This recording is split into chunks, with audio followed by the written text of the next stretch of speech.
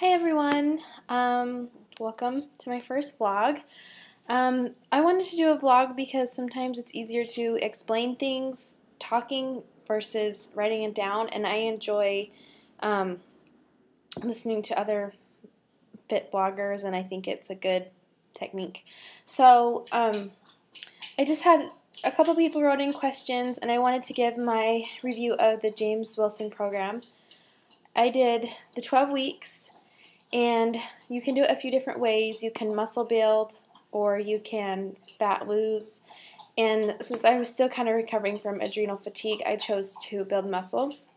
And I ended up gaining 6 pounds. And so I'm actually at the heaviest weight I've been, in a year and a half probably. So I weigh 136 pounds right now. But the last time I weighed 136 pounds, I was between like a size 8 and a size 10, and now I'm between a 2 and a 4, so that weight really doesn't make that big of a difference. And then so I don't really care about the weight. I was just more concerned of like getting my hormones and everything aligned. With the James Wilson program, I just dove in, and I normally am like a little bit afraid of carbs, but I just ate like so many carbs. I've never eaten that much carbs, and it was awesome. I loved it. I did find I have to stick more to like gluten-free carbs because that's just kind of what my body digests better. I wouldn't really say I am like gluten-free. I don't have celiac disease or anything like that, but I can just digest it better. So I just loved the program, and I'm doing the second portion of it, and now I'm going to do more fat loss and try to get a little bit more like shredded and cut up. So I really recommend the James Wilson program. The thing I liked about it more than Live Fit Trainer is I was always out of the gym in an hour and 10 minutes. And with Live Fit Trainer, sometimes I was at the gym for like an hour and a half, an hour and 45 minutes, and it just felt like it just dragged on and on. I also like James Wilson's style of how he combines the workouts. I think it's really fun, and it keeps you going, and that's what I like about that.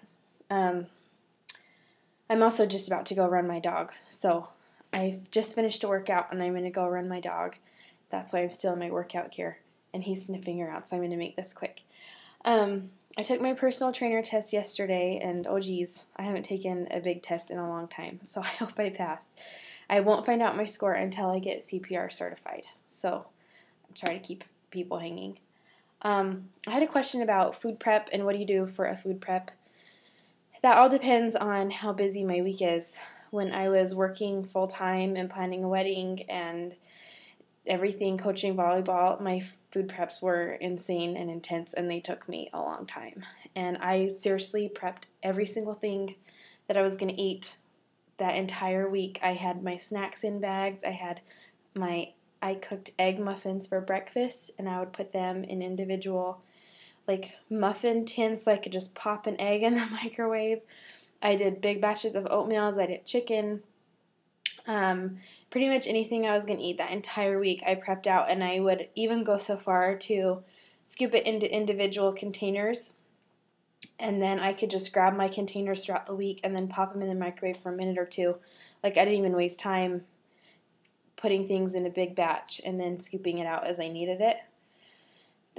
These days, it's not quite as intense.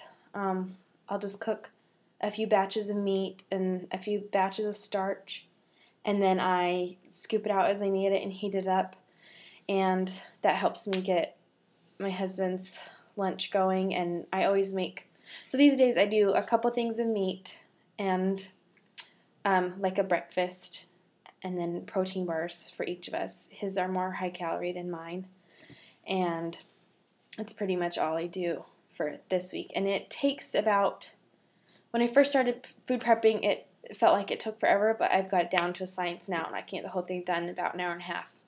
And then I don't really have to do anything else the rest of the week. It's awesome. So I love that. And I tend to, some people eat the same thing week after week, but I get bored with that, and I also kind of make things that I've been craving, and it helps me like stay on track longer. Another question I had was, what's the difference between steel-cut oats and regular oats? Steel-cut oats are just another variety. I tend to buy Bob's Red Mill because that's what's around. They're a little bit more expensive than some of the other ones.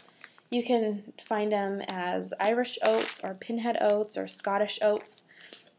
From what I understand, it's just like the oat that hasn't been flattened yet, and so they have a little bit different shape.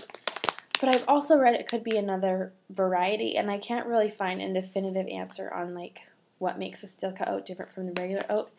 It does have more protein, it has more fiber, and a little bit more fat, and it has more of like a nutty, chewy taste, and so I really like them. I like them better than regular oats, and I've been using them the past few weeks in my crock-pot oatmeal, and like this bag was, I think, like $3 or $4, and I got breakfast out of this for an entire month, so that's like faster than if I were to eat a box of cereal. That's a lot more economical.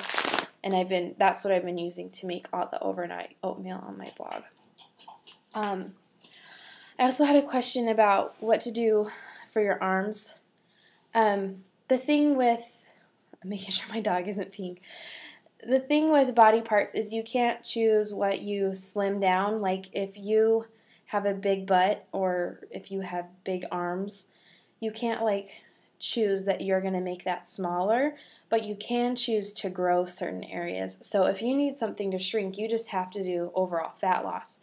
But if you want something to get bigger, you can work that. And so because I tend to gather weight in my hips and back and kind of thighs, I like to work my upper body and broaden my upper body so I have more of like an hourglass shape instead of like a pear. So for my arms, what I did to get them to a good point is for about 2 or 3 months, I think, well, it was probably 2 months, I worked my arms twice a week, heavy and hard.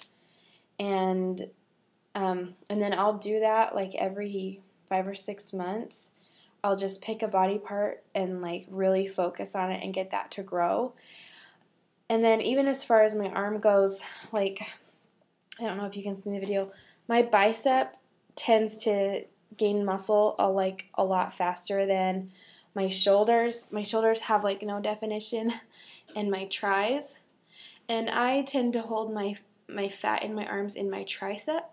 So when I flex and stuff, my bicep is my best muscle. So now I'm kind of trying to even them out and do a little bit heavier weight on my triceps and shoulders, and I'm not doing a ton of weight on my biceps because my biceps just respond faster and they just grow faster. And so for arms, I really like to do anything on the cables. The cables used to really freak me out, but my husband showed me how to use them, and I just love them now. I think the cables are the best. And then probably in the next week or two, I'm going to start hitting my rear deltoid right here. I'm going to try to start doing that 2 times a week instead of 1 time a week, just because my arms are a little bit unbalanced. Like they cut in right here, and then they don't really have much definition in the back on this side. So I'm just going to try to grow my rear deltoid to balance that out. And I think that's about it. The other questions I think people have been asking is, what's my workout plan now? I'm just going to go into more of like a fat loss for the next 3 weeks and focus on my like calories a little bit more, not like have as many cheat meals, and just pick up intensity and try to lean out a little bit.